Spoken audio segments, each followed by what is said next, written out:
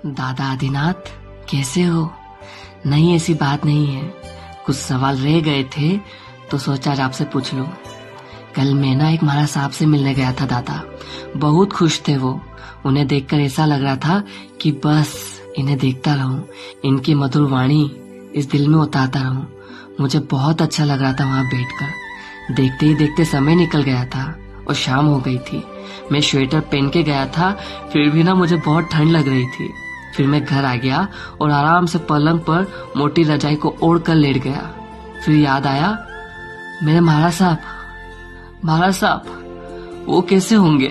उनके पास ना तो ये मुलायम पलंग और ना ओढ़ने की रजाई है। कैसे रहते होंगे ना दादा वो? मैंने सुना है कई बार पैदल विहार करते हुए उनके पैरों में छाले पड़ जाते हैं। कितना सोचना पड़ता है, कहीं चलते चलते कोई जीव पैर में ना आ जाए, इसलिए नीचे देख कर चलना पड़ता है। कितना त्याग करना पड़ता है। आज के इंसान के लिए जो असंभव है वो संभव बनाते हैं। यूं तो कभी भी इंसान की जरूरतें खत्म नहीं होती है, पर फिर भी कम से कम उसे अच्छा भोजन, अच्छे वस्त्र और अच्छा रहने के लिए मकान तो चाहिए ही होता है। पर मेरे साधु भगवंत तो भोजन में भी कितने प्रकार के त्याग कर बैठे हैं, वस्त्र में भी त्याग, और मकान तो छोड़ो दादा, कई बार तो ऐसी जगह भी रुकना पड़ता है साधु भगवान को जहाँ कुछ भी नहीं होता। खुद का शरीर भले गर्मी से तड़प ही क्यों ना रहा हो, पर पंखा नहीं चालू करते हैं क्योंकि सूक्ष्म जीव की हिंसा हो जाती है। और इतना सब करने के बाद भी कुछ अज्ञानी लोग लांछन लगाते हैं, सुनी सुनाई बात पर भरोसा कर लेते हैं, और कई अज्ञानी तो अशब्द तक कह जाते हैं।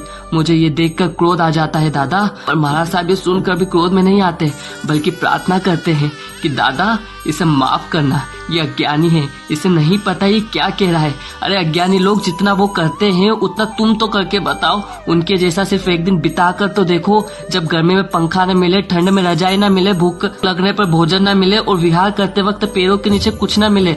अरे ये सब तो छोड़ो, कई साधु भगवंत ऐसे भी है जिन्होंने अपना लाखों करोड़ों का त्याग कर दीक्षा ले ली। और अगर तुमसे कोई अपना ही सिर्फ 500 रुपए ही मांग लेना तो पूछोगे क्यों चाहिए, कब दोगे?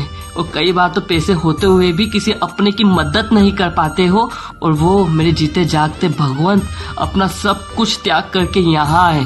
उनके बारे में कुछ गलत बोलने से पहले कुछ तो सोचो। दीक्षा के मार्ग पर चलना कोई आसान कार्य नहीं है। हर नियम का पालन करते हैं, कितना सोचते हैं, कितना विचार करते हैं। सिर्फ एक साधु भगवंत न जाने कितनों का जीवन सुधार देते हैं, न जाने कितनों का जीवन सुधार देते हैं। मैं प्रणाम करता हूँ अपने सभी गुरु भगवंत को।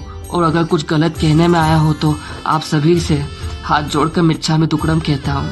जय जिनेन्द्र, जय आदिनाथ, जय आदिनाथ, जय दादा आदिनाथ।